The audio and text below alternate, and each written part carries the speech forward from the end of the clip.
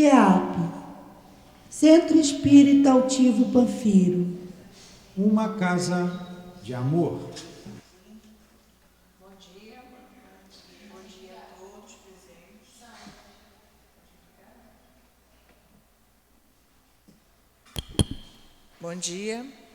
Bom dia a todos os presentes, bom dia a todos os internautas.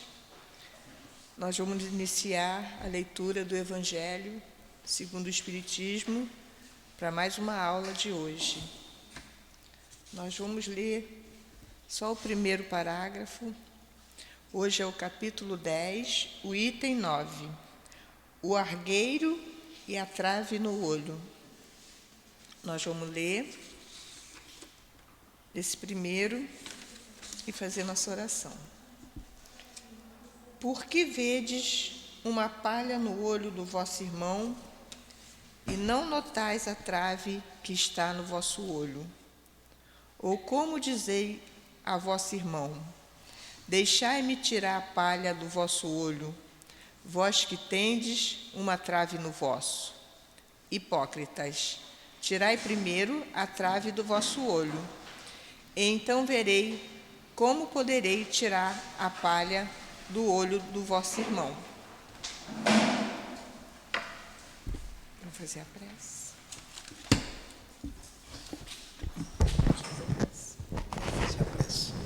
Me dá antes o livro lá, aquele livro.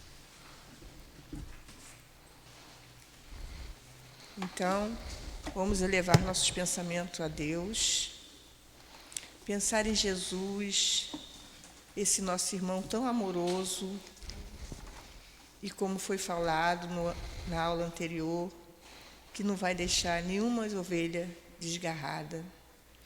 Agradecer a Deus por esse dia de vida, por esse dia de estudo. Vamos agradecer também a Seu Altivo e toda essa equipe de espíritos que nos conduz, que nos intui, que nos auxiliam. Agradecer a Jesus pelos seus ensinamentos, que a aula de hoje seja tranquila, com calma, que todos saiam daqui com mais um pouco de entendimento de suas palavras, Senhor, e entendimento do quão grande é o seu amor por todos nós. Obrigada, graças a Deus. Que seja em nome do amor, que seja em nome do nosso amor, em nome do amor que vibra nessa casa, da direção espiritual do CEAP, do nosso irmão altivo. Em Teu nome, Jesus, mas acima de tudo, em nome de Deus, é que iniciamos os estudos em torno do Evangelho da manhã de hoje. Que assim seja.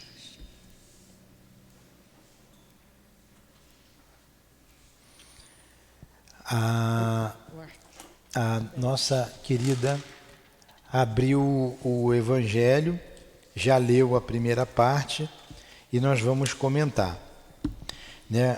O argueiro e a trave no olho. Antes, porém, aqueles que gostam da Gracildes, a Gracildes está estudando aqui ao lado. Nós estamos montando um encontro que será no dia 6 de novembro, sobre Jesus. O tema é Jesus é. Então estamos estudando, pesquisando, e ela está ali junto com o grupo estudando. Por isso hoje ela não está aqui. Uma vez por mês ela fica junto ali com os outros companheiros no trabalho da pesquisa, para a gente montar esse encontro. Então, como não tem tu, vai tu mesmo, eu estou aqui, eu brinquei aqui com alguns, vocês vão me aturar mais um pouco. Claro que a gente gosta muito da Gracildes, eu também escuto as aulas dela, tem mais experiência e a gente gosta de ouvi-la. Mas hoje ela está nesse trabalho. Então, uma vez por mês, ela estará lá. Vamos lá. O argueiro e a trave no olho. Isso é bem nosso, né? É bem nosso. A gente vê o defeito do outro e não vê o nosso. E Jesus chama a nossa atenção, assinalado aqui por Mateus, para primeiro corrigir o nosso defeito. Primeiro a gente tira a trave do nosso olho. Então nós gostamos, nós não, eu não faço isso. Vê o defeito dos outros, né? Fala da filha dos outros, esquece da minha filha. Fala do vizinho, esquece de ver a sua casa. A minha mãe dizia assim: você está vendo o rabo comprido do outro, não está vendo o seu. O rabinho do outro não está vendo o seu. Não é um ditado, né, que a gente aprendeu? É essa questão aqui da trave. E é uma falta de caridade a gente apontar o defeito do outro para espalhar esse defeito, de dinamizar esse defeito para os outros, falar. E normalmente você diz assim, quando você vê o defeito do outro, quando você vê o mal no outro, você está dizendo assim, ó, ele faz, eu não. Ele é aquilo, eu não. Então isso é uma posição de orgulho. Você está se julgando superior ao outro, porque ele tem um defeito que você diz que você não tem. E muitas vezes o seu defeito é igual ao dele. Normalmente a gente vê no outro aquilo que está na gente. Quando a gente começar a ver muito o que os outros têm de errado, tem uma coisa muito errada conosco mesmo. E Jesus nos alerta para isso. Aí ele está dizendo isso é orgulho, orgulho puro. Aí vem o comentário de Kardec. Um dos grandes defeitos da humanidade é ver primeiro o mal que está nos outros antes de ver o que está em nós. Para julgar a si mesmo, é necessário olhar-se em um espelho, transportar-se de alguma forma para fora de si e considerar-se como uma outra pessoa, perguntando-se: o que eu pensaria se visse alguém fazer o que eu faço? Sem dúvida alguma, é o orgulho que leva o homem a dissimular os próprios defeitos, tanto os morais quanto os físicos.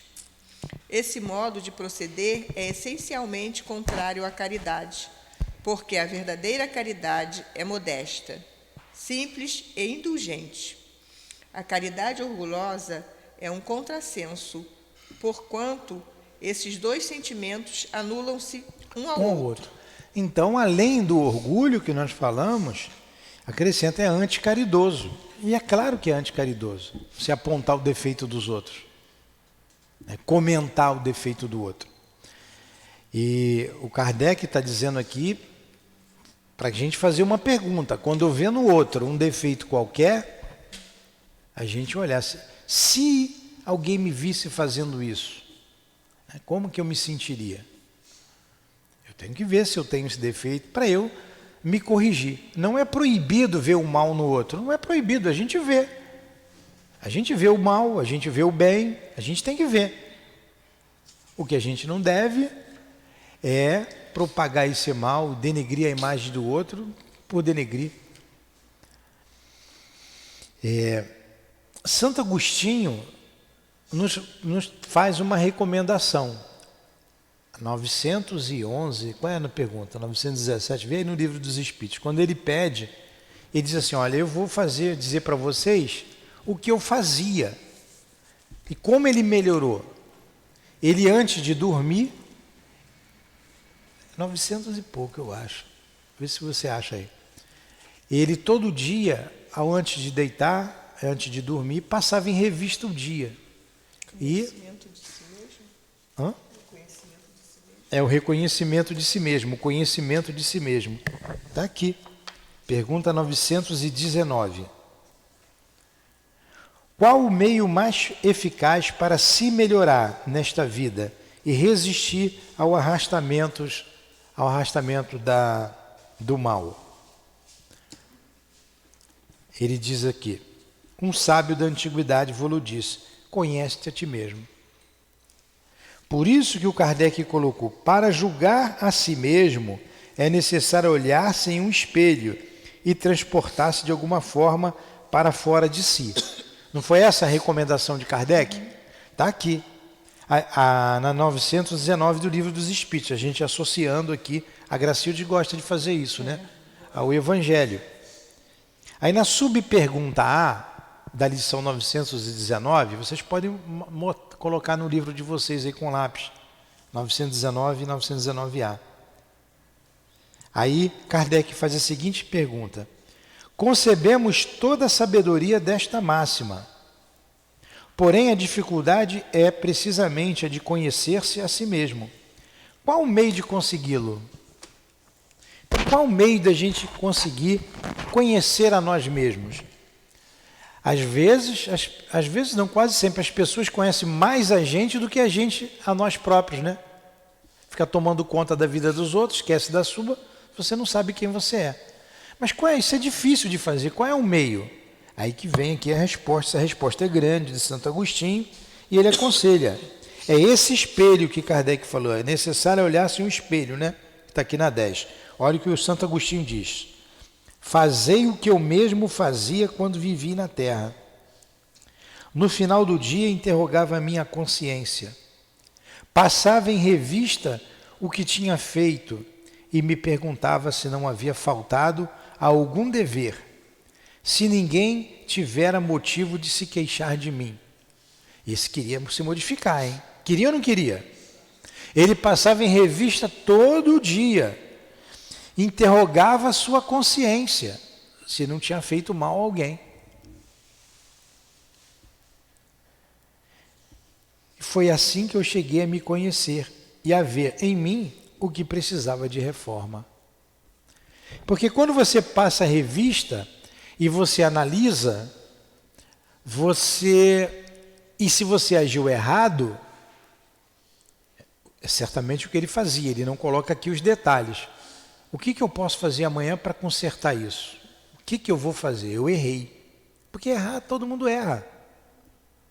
A gente fala do erro do outro, mas quantas vezes nós erramos também? A gente fala da queda do outro, tem quedas morais e aí que escandalizam, mas nós tivemos quedas que, se fôssemos descobertos, escandalizaria do mesmo jeito, é ou não é? A gente tem que ter essa consciência, tem que se analisar friamente, porque Deus sabe quem nós somos, Deus sabe. E quando a gente fala em Deus, Deus sabe tudo. Mas os nossos guias, esses que nos acompanham, esses que nos amam, ou esses que nos perseguem, também sabem. Também sabem.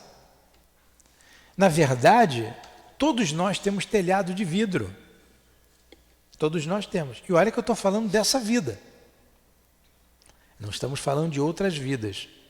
Quando o Chico foi visitar lá os criminosos, ia na cadeia, como é que você faz isso? A pergunta é mais ou menos essa, né? Paciência, vendo a paciência do Chico, falando dos criminosos, você não tem medo? E o Chico respondeu: criminosos somos todos nós, até que sejamos descobertos. Nós estudamos ainda há pouco o livro Memórias de um Suicida, que eu convido vocês a estudar. Vocês vêm aqui para estudar com a Gracildes. Faça um esforço, venha um pouquinho mais cedo, de 8 às 9, estudar o Memórias de um Suicídio. Alguns vêm, que é muito bom o estudo, muito elucidativo. E a gente pergunta, será que ontem também nós nos suicidamos? Será que nessa vida, nessa atual existência, a gente não está passando, ou não passou, ou vai passar pela prova do suicídio, quando dificuldades aparecerem para a gente? Porque a vida é assim. Quantas dificuldades nós já passamos que no momento não tinha solução, mas que a solução apareceu, ela foi embora. E se hoje a gente está com a vida tranquila, espere que amanhã vai vir alguma coisa. São as provas. E se vir uma prova muito pesada, que a gente julgue pesada, Deus não coloca fardos pesados em ombros fracos. Se vir uma prova muito pesada, é o momento do nosso testemunho. É o momento do nosso testemunho. E quanto mais rápido a gente se conhecer, mais força a gente vai ter para passar pelo testemunho. Mais forças. E a questão do suicídio está virando algo muito sério. Porque todos os dias a gente atende alguém com vontade de suicidar. Ou chega aqui para a gente, todos os dias, o nome de alguém que se suicidou. Criança, jovem e velhos. Posso falar velho? Idosos, pronto. Todo dia. Por quê? O espírito não resiste à luta. Mas Deus não coloca fardos pesados em ombros frágeis. É o nosso momento, é o nosso testemunho. E a gente se conhecendo, e se a gente julgar menos o outro, a gente tem mais facilidade de passar pela prova e vencer. O nosso destino é a perfeição. A resposta de Santo Agostinho, na 919, é um pouco mais longo, e eu convido vocês a lê-la, que é muito interessante, muito interessante. Vai dormir, senta na beira da cama, faz a prece e faz quando eu trabalhava, eu falava voo mental, faz um voo mental do dia todo. Efetivamente, como um homem bastante vaidoso para acreditar na importância da sua personalidade e na supremacia das suas qualidades, pode possuir, ao mesmo tempo, suficiente abnegação para fazer destacar em outra pessoa o bem que poderia ofuscar em si mesmo, em vez de destacar-lhe o mal que faria sobressair. Se o orgulho é o pai de muitos vícios, é também a negação de muitas virtudes. Pode-se encontrá-lo na base e como motivo de quase todas as ações. Foi por isso que Jesus se interessou em combatê-lo como o principal obstáculo ao progresso. Aí. O orgulho, o egoísmo, está na raiz de tudo. E algo mais ainda. Nesse orgulho a gente não sentir inveja do outro porque o outro faz as coisas corretamente e nós não conseguimos. Acha ali, agora eu acho que é 917. Deixa eu ver aqui. Que ele fala sobre o orgulho e o egoísmo. Que ele diz que está na raiz de todos os males. É o pai de todos os males.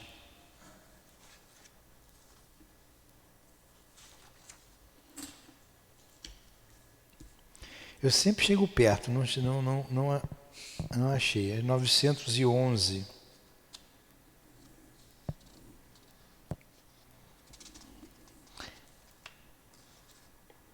É 914. Todas essas perguntas aqui. Mas vamos na 914 do Livro dos Espíritos. Estando o egoísmo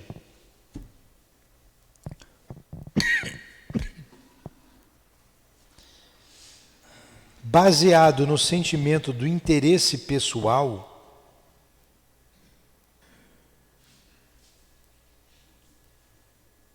parece bem difícil estipá-lo inteiramente do coração do homem. Chegaremos a consegui-lo?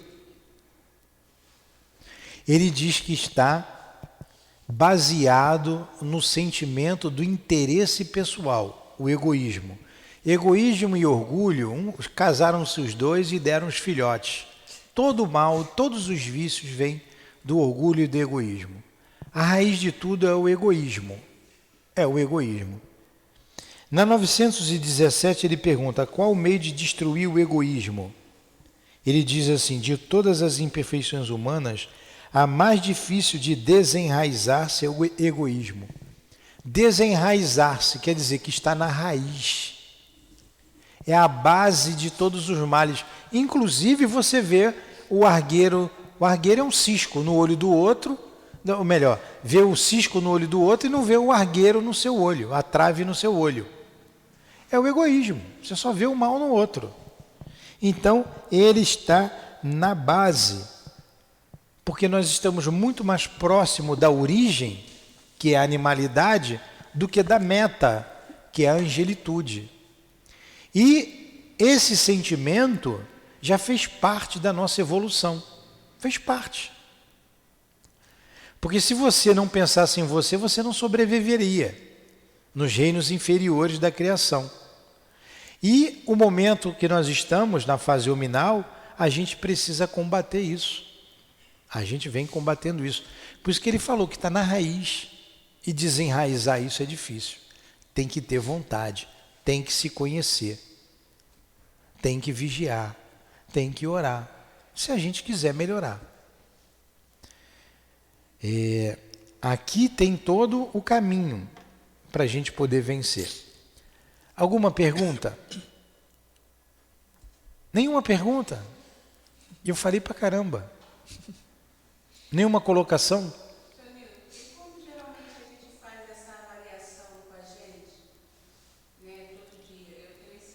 É bom falar no microfone. Então ela está perguntando quando a gente faz essa avaliação.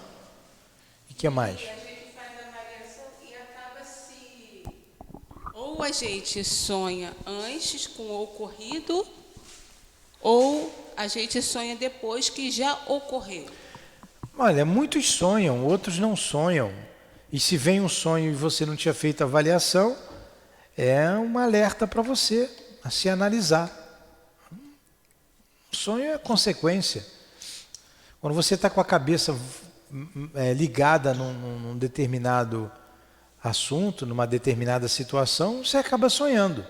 Mas nem todo mundo sonha. Nem todo mundo sonha. E se a nossa atitude ela é analisada na vigília, nossos erros são na vigília, a gente tem que fazer essa vigilância na vigília, essa introspecção na vigília. A gente tem que saber quem nós somos. A gente precisa saber, a gente precisa se conhecer. Porque se a gente não se conhecer, a gente fica perdido. Continua aí, por favor. Não julgueis para não serdes julgados, que aquele que está sem pecado atire a primeira pedra. Vamos para o 11. Vai. Não julgueis para não serdes julgados, pois sereis julgados segundo houverdes julgado os outros. E com a medida com que tiverdes medido, vos medirão também a vós. Mateus. Então os escribas e os fariseus trouxeram-lhe uma mulher que havia sido apanhada em adultério, e a fizeram ficar de pé no meio do povo, e disseram a Jesus: Mestre, esta mulher foi surpreendida em adultério. Ora, Moisés nos ordenou na lei apedrejar as adúlteras. Qual é, pois, a vossa opinião sobre isso? Falavam assim, tentando-o, a fim de terem o que acusá-lo. Jesus, porém, abaixando-se, pôs a escrever com o dedo na terra. Como eles continuassem a interrogá-lo, Jesus levanta-se e diz: Aquele dentre vós que estáis sem pecado, atire a primeira pedra. Depois, abaixando-se novamente, continuou a escrever sobre a terra. Mas eles, ouvindo-o a falar daquela maneira, foram se retirando um após o outro, saindo o primeiro, os mais velhos, e assim Jesus ficou só com a mulher, que estava no meio da praça. Então, levantando-se, ele diz: Mulher, onde estão os teus acusadores? Ninguém te condenou? Ela respondeu: Ninguém, Senhor. Disse-lhe Jesus: Eu também não te condenarei. Vai, e no futuro não peques mais. João, versículo 8, de 3 a 11. Que aquele que está sem pecado atire a primeira pedra. Disse Jesus, e com essas palavras ele faz do perdão um dever para todos nós, pois não há quem não tenha necessidade dele para si mesmo. Elas nos ensinam que não devemos julgar os outros mais severamente do que julgamos a nós mesmos, nem condenar nos outros o que desculpamos em nós.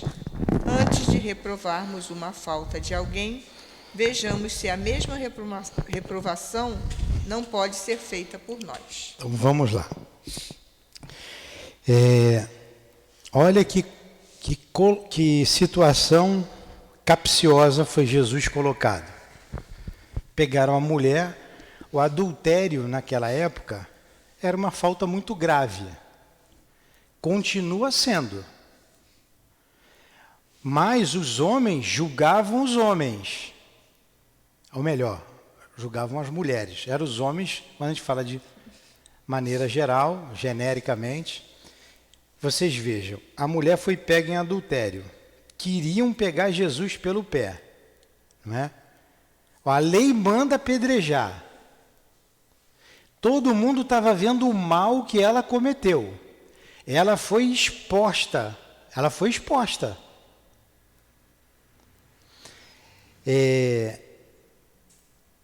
E a gente pode colocar como adultério qualquer outra falta. A gente não precisa só ficar no adultério. Qualquer outra falta que alguém cometa e que você expõe aquela pessoa, você está julgando e colocando para que todos julguem. A mídia faz muito isso hoje. Às vezes pegam situações descontextualizadas, joga aquilo ali, que é uma mentira, e depois que todo mundo julga, aí já eu me enganei, né? Volta atrás. Então a gente pode colocar aqui qualquer tipo de mal, mas vamos pegar o adultério. O que eles colocaram ali para Jesus? Olha, mestre, hipocrisia pura, né? Ela foi pega em adultério. A lei está mandando apedrejar. O que o senhor diz? A mesma questão lá do imposto, né? É lícito pagar o imposto a César? Mesma questão. O que ele diz? Jesus, sabiamente, conhecendo a cabeça daqueles que o interrogavam, que era uma armadilha, se ele dissesse, apedreja. Imagine se Jesus tivesse mandado apedrejar. Como é que a gente estaria analisando isso aqui hoje, hein? Ou agindo. Até hoje ia estar apedrejando, né? Não, mas hoje já com a razão mais desenvolvida, mas ainda apedrejam, ainda matam, né? Assassinam. E olha a fragilidade da mulher, e continua até hoje. O homem, dão até título para ele, mas a mulher, quando é pega, é isso e aquilo, dá uma opção de título pejorativo à mulher. Então,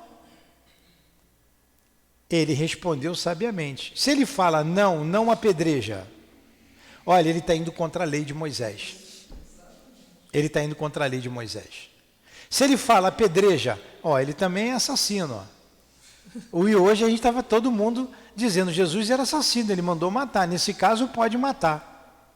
Coitadinha de vocês, hein?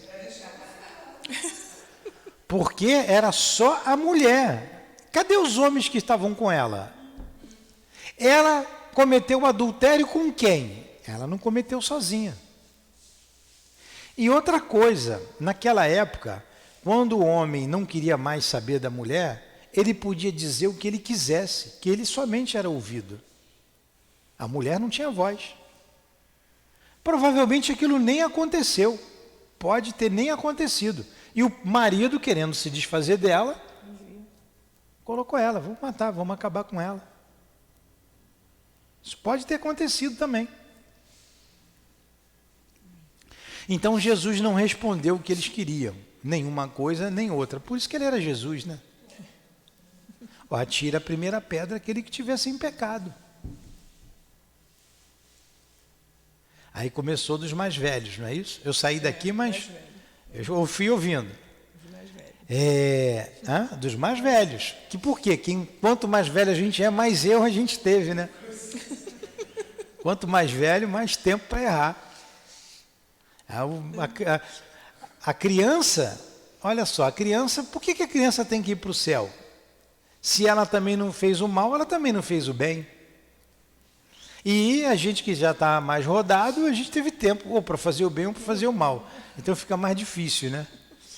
Então a gente erra mais. Então eles, imagine então, Jesus, diante daqueles homens, com o seu magnetismo, com a sua força, porque não era qualquer espírito. Quando ele diz, atira a primeira pedra aqueles que tivessem pecado, aquilo deve ter entrado na alma deles, não foi só a palavra, a vibração do mestre. Não fosse uma pessoa comum,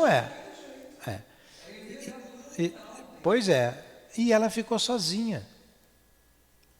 Aí o que Jesus faz? Tem mais. Cadê aqueles que quer descer? Não sei, coloca aqui. Cadê aqueles que te condenavam? Ele perguntou para ela, não é? E ela responde, não sei, Senhor, eles se foram. É o que está aqui, não é? Uhum. Eles se foram. Jesus diz para ela, então eu também não te condeno. Vá e não tornes a pecar. Né? Para que não te conheça de futuro e não tornes a pecar. Olha só, Jesus não condenou a pecadora. Esse é o detalhe. Ele não condenou aquela mulher. Ele condenou o pecado. Ele não condenou o pecador. Se ele condenasse o pecador, coitado da gente. Ele condena o erro. Por isso que no estudo anterior, e que nós vimos ali com Santo Agostinho, o homem se reconhecer, reconhece a ti mesmo, né? Isso vem de Sócrates, você se olha, não sei se Sócrates também repetiu isso de outro filósofo mais antigo do que ele, a gente conhece de Sócrates, né?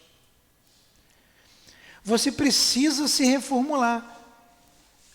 Deus não quer a morte do ímpio antes que ele se salve, está em Ezequiel isso. Ele não quer a morte do pecador, mas que ele se transforme, antes que ele se transforme. Quantas coisas a gente já errou na vida e que a gente se arrepende? Quantas coisas a gente não quer nem lembrar? Meu Deus, que aquela bobagem sai. Quando vem na cabeça você quer jogar debaixo do tapete, não é? E o que a gente deve fazer? Eu errei. Eu não vou jogar debaixo do tapete, eu não vou ficar remoendo aquilo. O que é que eu posso fazer para reparar o mal que eu fiz? É isso que Deus quer de nós. Ele nos criou perfectíveis para sermos perfeitos um dia. Perfectível. Perfectível não é perfeito. Perfectível, você tem as potencialidades em você para você desenvolver. Então ele nos criou simples e ignorantes, e a gente vem se desenvolvendo nos reinos inferiores da criação, até o reino hominal, para chegarmos ao reino angelical, nos aproximarmos de Deus. A gente não vai se destruir. A alma é indestrutível. Então a gente tem que melhorar, tem que reparar. Se o meu carro está com problema, está com problema de embreagem o meu carro, eu conserto a embreagem, o carro vai funcionar, não vai? Meu carro está com problema de gasolina, eu boto gasolina e ele vai andar. Gasolina está cara, hein? Vai ficar sem gasolina em muito carro, né? Mas eu vou lá, boto combustível e ele vai andar. A minha alma está com problema. Eu tenho que botar, ou consertar a embreagem dela, ou botar o combustível, porque ela precisa caminhar. A gente não pode ficar caído. O feio é ficar caído, é ficar no chão. Porque cair, todos nós caímos. O feio é ficar caído. Eu lembro do altivo dizendo para mim assim, uma vez, Newton, quando você cair, eu vou passar para você o que o Dr. Herman passou para mim. Quando você cair, caia olhando para a luz, para que você tenha forças para se levantar. Então a gente tem que se levantar e continuar a caminhada. Continuar. Quando a gente estuda aqui o livro dos Espíritos, a gente vê aquela sigla, até há pouco, a aula passada a gente falou sobre isso, do arrependimento, da expiação e da reparação. A aeronáutica, AER, né? A gente abrevia a aeronáutica AER. Arrependimento, reparação e expiação. O arrependimento pode se dar aqui, na Terra, como encarnado, pode se dar no mundo espiritual. A expiação também. Mas a reparação só se dá na carne, no corpo físico. E se nós nos arrependemos agora, para que eu vou esperar morrer para reencarnar, para poder reparar? Para quê? Se eu errei nessa vida, o que eu tenho que fazer para reparar o mal que eu fiz? Ah, mas eu fiz o mal para o fulano e o fulano não está mais aqui, o fulano até morreu. A gente não faz o mal para o fulano, a gente não deve ao fulano, a gente deve à lei. Eu posso fazer mal a Carmen, fiz o mal a Carmen, muito mal a Carmen morre magoada, mas depois eu me arrependo, falei, meu Deus, o que foi que eu fiz com a Carmen? E agora? Já me arrependi. Vou ter que reparar isso. Mas a Carmen não está mais aqui. Eu vou trabalhar para a lei de Deus. Se a Carmen compreender, a Carmen vai embora. Nem está aí para mim. Não vai estar nem aí para mim. Ela sofreu calada, resignada, sofreu a injustiça que eu cometi contra ela e ela foi embora. Foi lá para os páramos celestes. E eu é que estou aqui. Eu vou ter que reparar isso junto à lei de Deus, junto a outras pessoas. Imaginem Jesus e Judas. Judas, inclusive, se enforcou, foi suicida, não é? Então Jesus tinha que voltar à terra tantas vezes até Judas se arrepender e reparar o mal que ele fez? Não. Jesus foi embora, foi injustiçado, foi caluniado, foi traído, foi negado.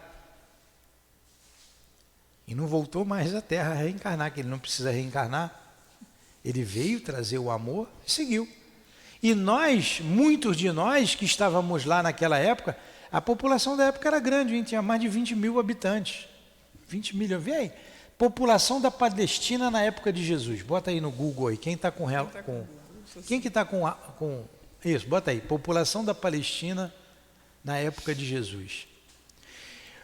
Porque ele foi embora. E quando ele, antes de morrer, ele diz, Pai, perdoa-lhes que eles não sabem o que fazem, ele estava dizendo, eles são ignorantes, eles não estão sabendo, eles não sabem o que estão fazendo contra eles mesmos, porque eles vão ter que responder de tudo por tudo isso. E muitos de nós estamos até hoje aqui na Terra, muitos, não é todo mundo, né? A população de hoje, a população da época, mas todos somos comprometidos com Cristo. Ele recebeu a todos nós aqui na Terra. Ele é o responsável pelo planeta Terra. Muitos de nós viemos de outros orbes. Estamos aqui e Jesus nos recebeu. Então Ele quer que a gente vença. Ele não condenou o pecador, e sim o pecado, e sim o erro. Aí eu vou ter que reparar. A casa espírita é um grande lugar, uma casa que te dá condições de reparar com a obra social que tem. Tem gente para ser alimentada, tem gente para ser consolada, tem estudo para daqui a pouco você também falar. Todos vocês têm condições de estar aqui dando aula, é só vocês quererem. Se vocês estudarem, vem para cá. Então quem muito fala, tem muito compromisso com a lei de Deus. Muito compromisso. Quantas vezes com a palavra a gente desviou populações, em outras vidas, e nessa vida mesmo, falando mal da vida alheia, ou se comprometendo com a nossa palavra. Quantos políticos aí estão se comprometendo e muito com a palavra? Porque enganam. A lei deu oportunidade hoje da gente falar do Evangelho, da gente se corrigir. E se nessa vida eu prejudiquei alguém, nessa vida eu vou devolver à lei de Deus aquilo que eu tirei do outro. Eu roubei, eu me enganei. Meu Deus, eu não devia ter feito aquilo. Eu não posso comprar feijão, arroz toda semana aí. Eu não preciso fazer a conta não, pô. Eu roubei 10 mil reais. Vou pagar agora 10 mil reais de feijão e arroz aqui para os... Não. é você dar com espontaneidade. Eu sei que eu errei, um dia eu desviei, não era para ter feito aquilo, eu já fiz, já passou, já não tem como. Eu vou lá na polícia e vou dizer assim, lá atrás eu fiz isso, me prende. Não é por aí, não é isso. Então eu posso devolver com a minha palavra, ou se eu tenho condições financeiras, ajudar na alimentação dos mais necessitados, recebê-los aqui. Bom, quanta coisa a gente pode fazer? Eram 5 milhões de habitantes. 5 milhões de habitantes? Achou aí? Achou aí? Então a Palestina, na época de Jesus, tinha 5 milhões de habitantes. Era gente, hein? Tinha gente, hein? E não tinha santo não, hein? Será que todo mundo que está aqui estava lá naquela época? Pode ser, né? Então, a gente, Deus me livre, você tem cara. Tá vendo? Ela lembra de você. Vocês estão vendo? Tinha muita gente, hein? E a gente está aqui, nós vimos hoje no estudo também anterior, nós vemos também nos estudos que André Luiz traz para a gente, principalmente lá no Missionários, que há milênios nós vamos e voltamos.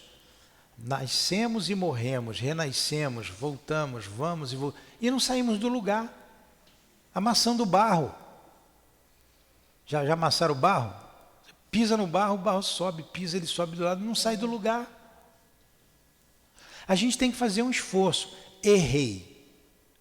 Meu Deus, eu errei, fiz bobagem, eu ainda sou assim. O que eu posso fazer hoje? O que eu posso fazer agora para consertar essa bobagem? Vamos trabalhar, vamos nos esforçar, vamos dar do nosso tempo, dar da nossa alma para o outro.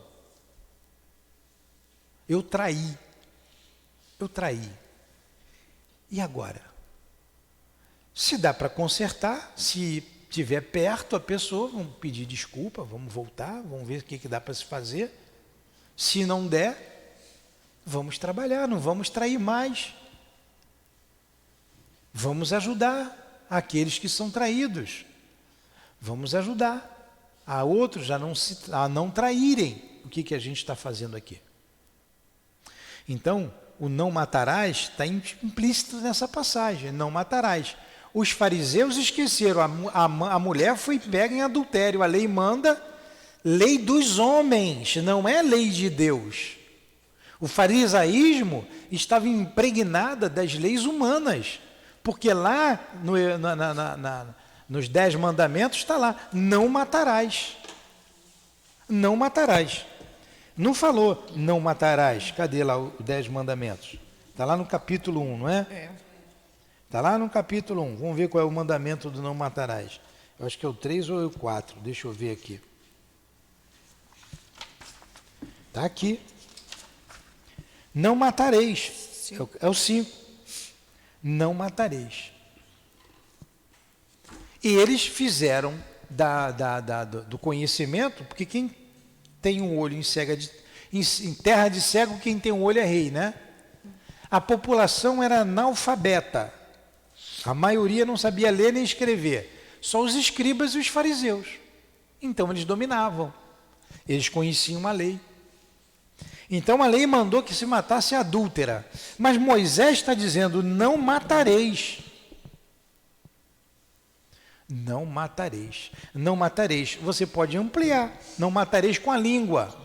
Quantas vezes a gente destrói a reputação do outro com a língua?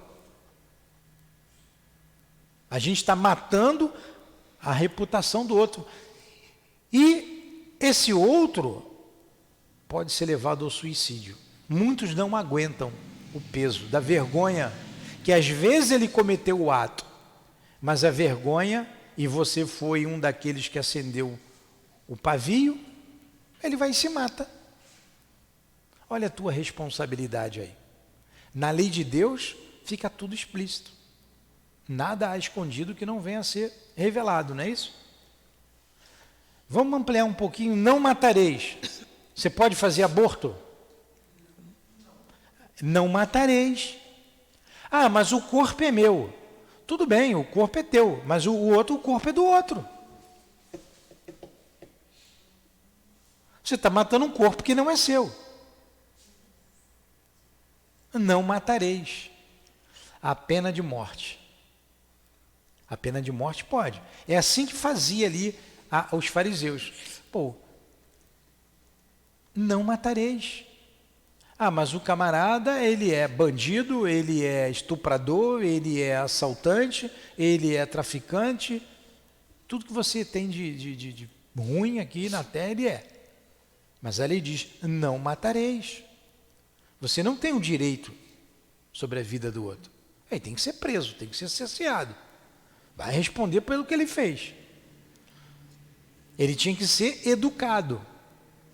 Nós não temos aí, nos nossos presídios, a educação que deveria ter. Ele devia ser educado. Que tem que ficar preso, tem. Mas eu não tenho o direito de tirar a vida dele. Porque ainda tem mais uma consequência. Não é só o fato de eu tirar a vida dele. É porque você vai deixar um ser desse solto na sociedade, invisível. E ele vai aprontar. Se a gente vê os obsessores e a gente não aguenta, ele vai ser um obsessor de alta periculosidade. Uma sociedade que o condenou, que não teve comiseração com ele, por que ele vai ter comiseração com as pessoas? Ele vai aprontar. Não pode ficar solto que vai fazer o que não deve. Então a gente vê uma lei permissiva, né? A nossa lei é permissiva, aí entra essa politicagem que a gente vive aí. Não é para ser assim, mas você também não pode chegar ao extremo de você tirar a vida. Não digo do trabalho que algumas profissões têm que fazer. Se você tá numa situação de segurança, você tem a arma como instrumento do seu trabalho, é diferente. É diferente.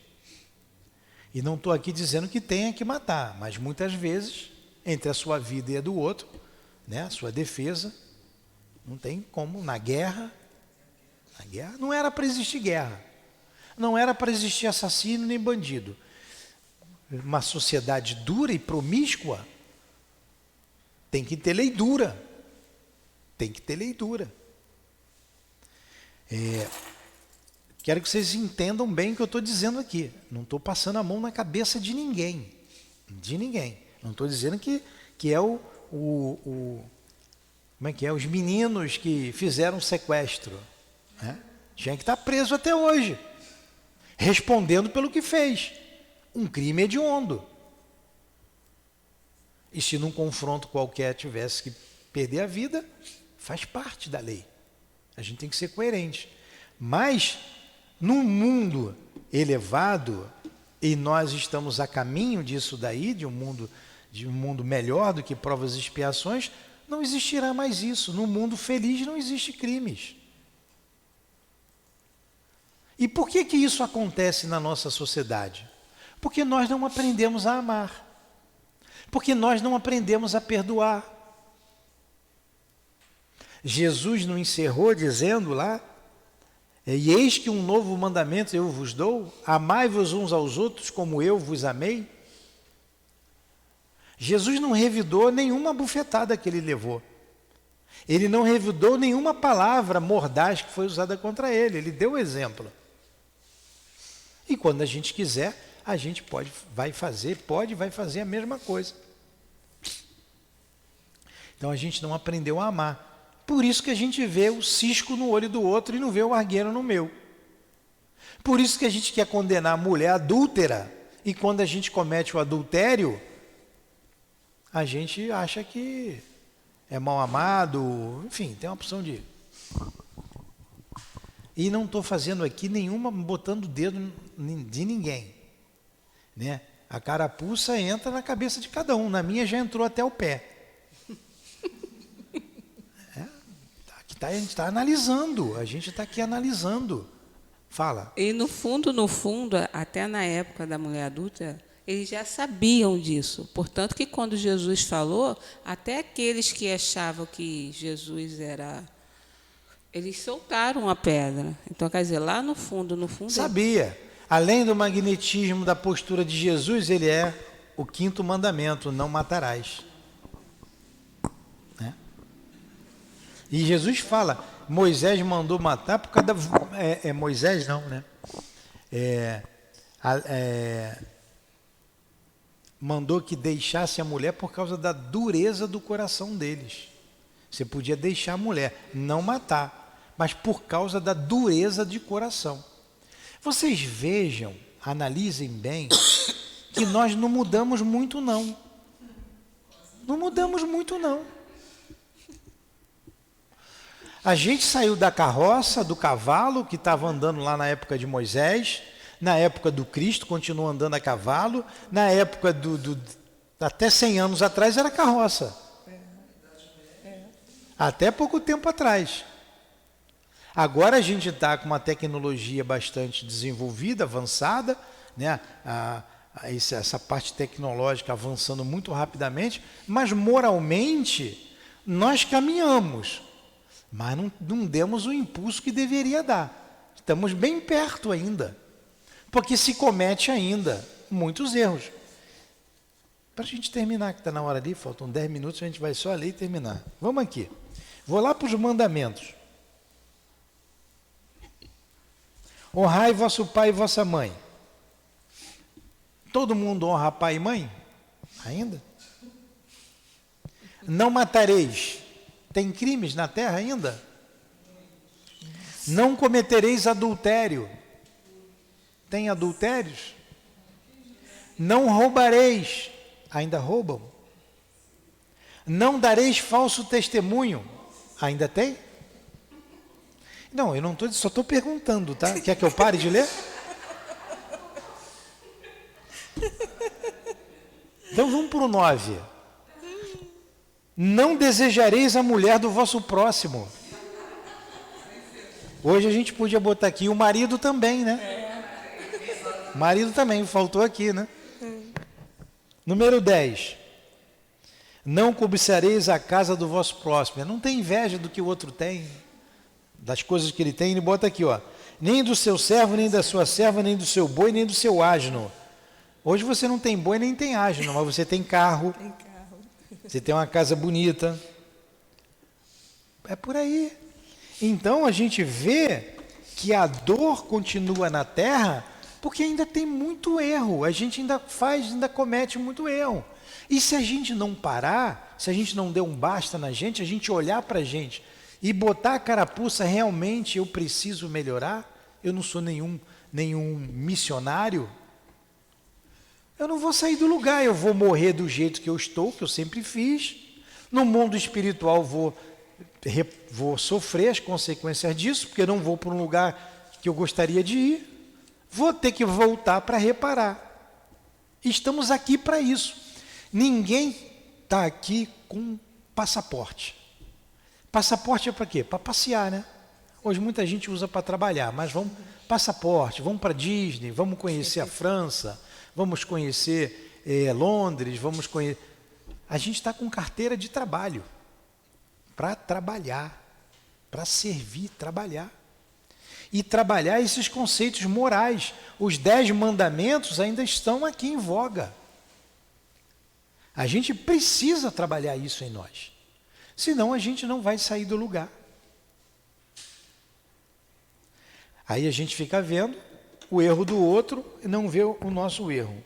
A gente julga aquele que cometeu adultério, né? Tem muito mais coisa aqui, não vai dar para falar hoje. Depois fica ao cargo da Gracildes, né? Nessa questão aqui do atire a primeira pedra. E a gente não sai do lugar. Então, que esse estudo de hoje sirva para a nossa reflexão. A gente faça uma análise da nossa vida. Se não agora, quando a gente for deitar hoje, senta na beira da cama. Não faz igual o católico, não. Eu era católico, então vou falar mal de mim. Católico ia rezar, já é rezar deitado já com sono. Aí fazia assim, em nome do Pai, do Filho, Espírito Santo, amém. apagava, né? Não dava nem tempo lá do Pai Nosso, né? O espírita já é diferente. O espírita começa, Senhor, que assim seja. Não vamos fazer assim. Já, então a gente tem que estar sentado, senão dorme, né? Sentado, faz a prece, pede a Deus para te inspirar. Hoje de manhã eu fui no centro e tal, fiz isso. No caminho dali, um moleque me pediu bala no trânsito. Eu fechei o vidro correndo. Vai analisando tudo que a gente faz. O nosso pensamento, eu olhei para ele, tá ali, estava com a camisa do Botafogo, já não gostei dele. Tudo a gente vai... pelo menos o teu marido não veio com aquela camisa do Flamengo dele hoje aqui, hein? Não é não? É lá de fora da Itália, né, essa bandeira. Tem um aí que só vem com a camisa do Flamengo, ele não tem outra, ele nem lava aquela blusa dele. Então vamos encerrar o nosso estudo, agradecendo muito a Deus, a Jesus, por essas informações que chegam até nós de maneira bem clara através da doutrina espírita. Então, louvado seja Allan Kardec, o seu trabalho, o seu estudo, que nos proporciona hoje, de maneira bem simples e fácil, compreender melhor a vida. Compreender que somente amando é que também seremos amados pelos nossos irmãos. Que somente o amor vai nos libertar. O perdão como filho do amor, a compreensão, a tolerância, que está implícito em tudo isso, a gente não julgar o outro, não fazer o outro o que gostaríamos que fizesse por nós. Reconhecemos hoje, Senhor, a necessidade de perdoar e a necessidade de sermos perdoados.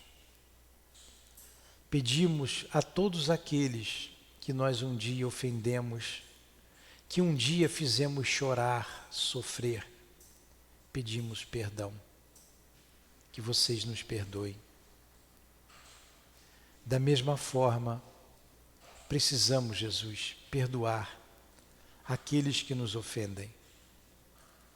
Nos ajude a assim fazer. Nos dê forças para reparar o mal. Estamos reencarnados, estamos ainda no corpo físico. Só aqui se repara o mal feito. E que nessa vida, coloque em nosso caminho os afazeres para assim conseguirmos reparar o mal que um dia fizemos, para repararmos, para enxugarmos as lágrimas que um dia fizemos correr de rostos alheios e até mesmo de rostos que tanto amamos. Nos perdoe. Abençoe a nossa casa, Jesus. Abençoe os nossos propósitos e nos dê forças e coragem para repararmos todo o mal que fizemos.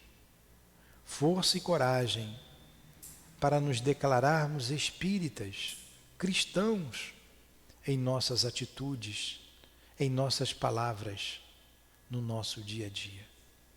Ajuda-nos.